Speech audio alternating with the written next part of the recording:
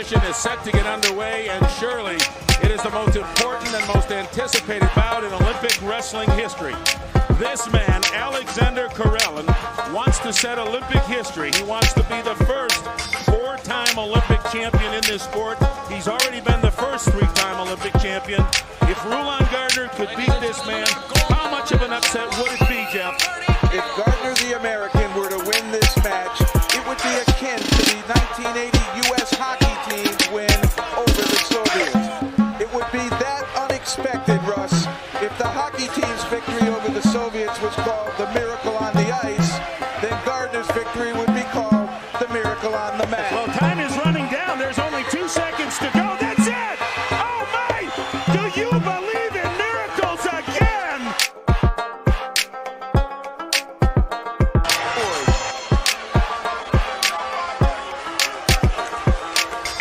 Oh, nice left hook already by Ann Wolf. Like the way that she threw that first right hand, and there's another one passing Vonda. And I think when Vonda... Yeah, swing one of those overhand rights way over, like trying to do there. You see Vonda a little tentative, though. I think she's already tasted a little bit of the power. But how many people were scared of her and did not really fight her? Oh, big right hand. One punch. That is it. Forget about the count. It is over. Unbelievable. Let's hope.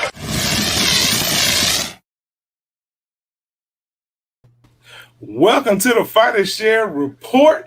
It's Sunday, just a little bit after 7, and guess what? We got a good show for you. I'm Brew, and this is the Badger. What's going on, sir? Man, I can't call it, bro. Another solid day, man. Just working, man. I'm happy to be here, man. You got us looking good, so let's make the show good. Hey, I've been looking forward to this. I really have. We've got a good show. We're going to throw some on my grind at him. Going to be Joe's in the money.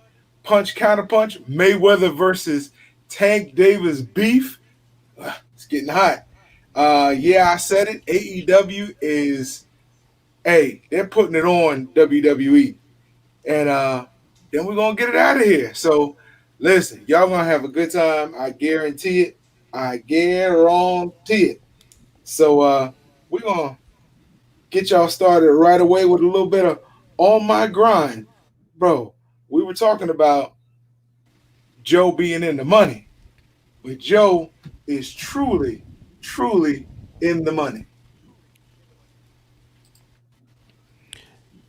Yeah, that Joe Rogan podcast deal that he got from Spotify was revolutionary on a lot of different fronts.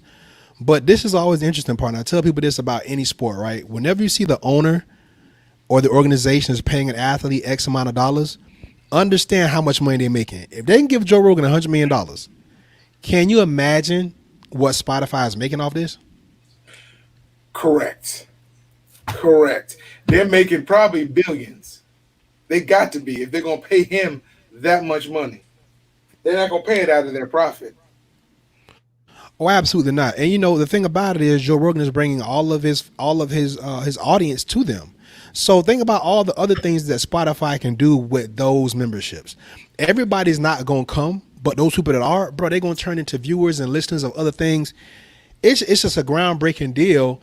Now, he is the first, so you're going to expect, well, naturally, you would expect to see more of these deals come up because there are a lot of influencers across the broad spectrum of podcasts and webinars to where you got some people out there that have an audience just as big as Joe Rogan, depending on what they got going on, like kids unboxing toys, women doing makeup tutorials. It's a lot of people out there, bro, that's paving the way to Fighter Share. We're going to get there one day too. That's, that's putting the work in, man, that have built a cult-like following and eyes on the screen and ears on a podcast means advertising revenue. That is so true. Hey, and look, how many people realize Joe started out as a stand-up comedian even before he got on Fear Factor? That just shows you consistency. Look where consistency has gotten him. Yeah, absolutely. And if you watch the podcast and you automatically get those background stories about his humble beginnings, people don't even know he actually lived in Gainesville for a little while. So I mean, Joe's been around. He's turned his stand up comedy act into now he's one of the biggest faces of MMA, combat sports. So I mean, look, the guy's a walking billboard. And one thing I like about Joe Rogan, people give him a hard time. He seems to be genuine in his thirst for knowledge. I will give him that. So he's always looking to learn stuff. He's always providing people with pertinent information about a myriad of subjects. The guests that he have on his show, I mean, you got regular folk, you have scientists, you have comedians, you have athletes. Man, it's dope, man. I'm excited for him because I've been a fan of the podcast for a couple of years now. So to see him get his just due, man, it's cool, man. Joe seems like a pretty good guy.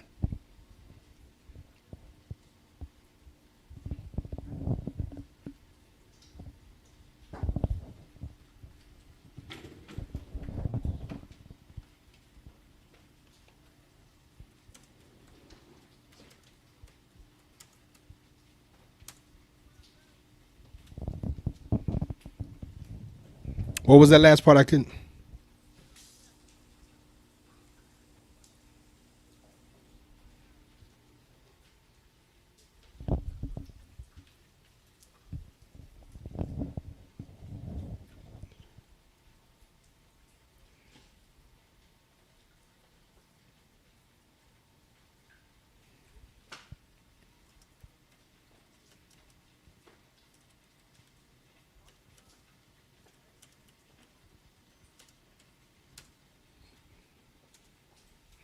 So what happened to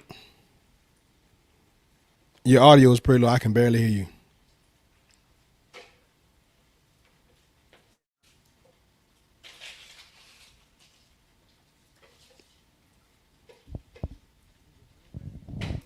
You sound a little louder just then, but it was going went from fine. I can hear you perfectly fine to now I mean, it's really low.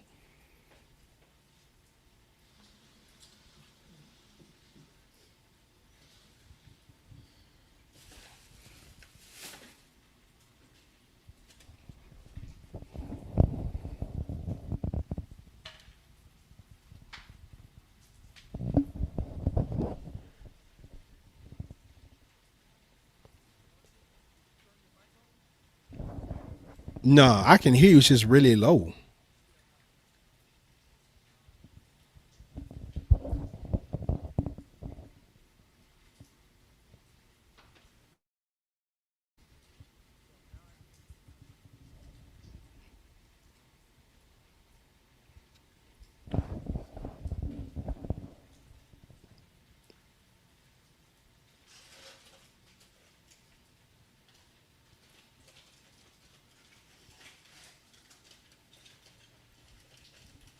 I mean, it's there. It's just really, really low.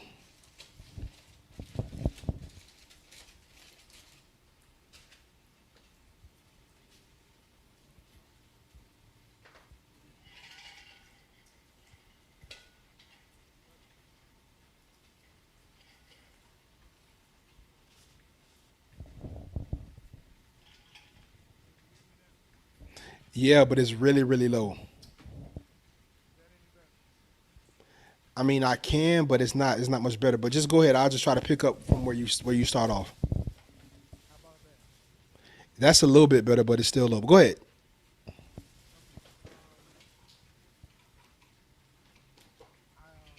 I just become very impressed with him and how he really adapted to get to where he is as far as the knowledge, jumping in the game wholeheartedly. I thought that was really cool. I was very impressed with how he did that. You have anything else to close this out? Nah, that's it, boss. Okay, so we're going into punch counter punch. Yes, sir. And so, hey, your subject, this is Mayweather versus Tank Davis. Yeah, I don't really understand the issue that people are having here. I think this is much ado about nothing. I feel like the sports world as a whole, we're striving for content. We're looking for anything, and if we see a little bit of smoke, then we assume that it's an inferno. But people have to understand that Mayweather and Tank haven't been getting along for a couple of years. I think people on the outside get the business relationship confused as to an actual friendship or mentorship that should be going on here. These guys haven't been on the same accord in quite some time. They do somewhat of a decent job of hiding it, but when you watch just the small nuances when they're in public, it's all a front and an act. I'm not sure where all the issues stem from, but what I can tell you is that it's legit. These two don't get along. People are saying, well, does Tank have a right to be mad that Mayweather is training Devin Haney? Stop the presses. Tank Davis already has a trainer. His name is Calvin Ford. Floyd Mayweather has never been a trainer for Gervonta Davis. As if anything, he's been a mentor and he'd step in and give advice here and there, but don't be misinformed. Calvin Ford has always been Tank Davis's trainer, and when he wasn't with Calvin, he went with Kevin Cunningham temporarily, and he even worked with Coach Mike Stafford, the same guys he worked with coming up through the amateurs.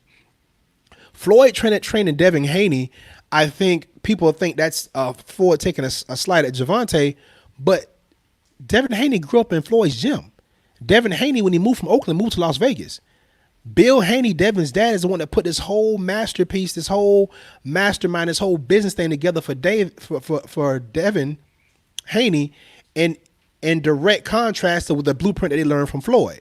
So Floyd has always been a mentor for Devin Haney. Yeah, him and Tank will have to fight at some point, but this is not Mayweather taking sides or anything other than, hey, just showing people he's really, hell bent on becoming a trainer and being decent at it. And what better fighter to take than a young fighter like Devin Haney, who seems to be very flexible, very malleable. He likes to listen.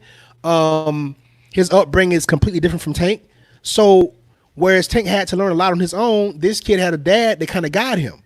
And as you see with most father-son relationships, that's kind of how it goes. So I don't think there's a real beef here. They don't like each other. This is just another reason for people to kind of bring it up, but this is not an issue. Floyd has Tank in one of those deals that he won't ever be able to get out of. So they're going to work together as business partners for the foreseeable future, but I don't think there's a beef here other than the fact they just haven't been getting along for a while. And again, like you said, they have to work together. Yeah. They have to. Is that better, bro? Audio? Yeah, I can hear you. Yeah, loud and clear. I got you. Okay. And I would agree with you. As much as I kind of wanted to play on this, I had to sit back and look at it realistically. It's just something, I guess, like you said, during this downtime when boxing's dark for the most part, it's just something to pick up and run with, but it's not something that's going to be meaningful going forward. So I got to hand it to you. I think you boxed that up very nicely for the people that kind of want to run with it and make it more than it really is. Yeah, I mean these kids are full of emotion, man. And like I said, if you don't think a father's important in a young man's life, look at this. Tank didn't have the best upbringing, not the most stable upbringing. Coach Calvin Ford was one of the few fatherly influences he had. And even looking at what Tank's going through, man, right now, unfortunate for that young brother, he will have to bump his head before he get it together. Whereas Devin Haney and these other kids that have their fathers in their corner are going to have a little bit of a smoother transition because they got the old head to be there to kind of tell them what to do and what not to do. So true. I just hope I hope it works out for the better for Tank, because you want to see him continue to become the Cinderella story he already is. So I hope it doesn't exacerbate or blow up more than what it is. They don't like each other. That's cool. Let's just get this money, and hopefully Tank can continue to progress as a fighter, and hopefully he will get to see that super fight between him and Devin at some point. That's going to be a good fight. That is going to be a good fight. Hey, we're jumping into, yeah, I said it. And yeah, I said it. We're dealing with AEW, All Elite Wrestling, is turning it up on WWE. And why I say that is WWE is taking leads from this new company. AEW has just been around a year. I think it just had its year anniversary during the pay-per-view this weekend. They were the first ones to incorporate people that work for the company, wrestlers who weren't on the card that night, to act as audience. They just did a pay-per-view in Jacksonville. And it was pretty amazing, to be honest with you. Their female wrestlers actually do different moves. They don't just regurgitate the same moves that the match before them did, or they actually had a couple of female matches on the pay-per-view. and they had people watching. Mind you, they worked for the company. They were wrestlers who weren't wrestling that night. And then they had a match called a Stadium Stampede where they went right next door to the Jaguar Stadium and had their final match of the evening. And they had the Jaguars cheerleaders out there. They had masks on. They were social distancing, but they were there. And I'm telling you, it was a better show than WrestleMania. It was a better show than WrestleMania. And people are starting to take notice of them because it's not just a boring sit there. I mean, again, it has elements just like WWE has. So you're gonna get some of that same residual impact. And you got some of the wrestlers who left WWE who have come over there. One, because they have a lot more freedom and input. But the way they're running their shows, I'm telling you, they are really turning up the heat on WWE. WWE has more money, but if you look, Vince is trying to conserve that money and he's cutting the roster. Where, go ahead, bro. No, I was just going to ask you from a business standpoint, what's the difference? I mean, you say they're cutting into, or people are starting to recognize them as what? I mean, like, you kind of look at the WWE as you look at the UFC being the gold standard of mixed martial arts. WWE is the gold standard for professional wrestling. Is AEW really making that kind of headway? Yes, and they picked the perfect night to come on. They come on Wednesday night. They verse NXT. WWE picked Wednesday night for NXT so they could get an audience for that brand. That's like the AAA ball right before you go to the major leagues for WWE. So what AEW has done is with the wrestlers that, especially this NXT's former champion, the flagship, Adam Page is in AEW now. Chris Jericho went to AEW. Matt Hardy went to AEW. It's amazing that the wrestlers who got out of their contract with WWE are really finding a home there, and they put it on Wednesday night. So you can either watch these people you never heard of that the WWE is trying to push, or you can watch these people that you used to see in main event matches in WWE now on AEW. And the flow is just better. Even WWE's best commentator, Jim Ross, is over in AEW. So the elements that they've put together have been pretty nice. I mean, to me, it's taken off a lot quicker than most other brands going up against WWE. And I think it's because they actually know what they're doing and they're not trying to overdo anything. They're letting more action take place in less interviews. Some things they do are stupid, like the gimmicks, but they're not as many gimmicks in AEW as you'll find in WWE. So they're outrating them on Wednesday, and it's pretty soon they'll probably move to another day, and we'll see what happens at that point. I'm excited to see how your forecast comes to fruition. I'm not sure that they'll ever get there, but this is coming from somebody that has very surface, even if I would even say surface, very limited knowledge of the business aspect of this. If you say they're outperforming them on one night, that's cool. But man, the WWE is so big. I just don't know, man. That's a huge undertaking. You're right. It is big, and they've crumbled other organizations who've made missteps. And some of the people in this organization have come from those other organizations.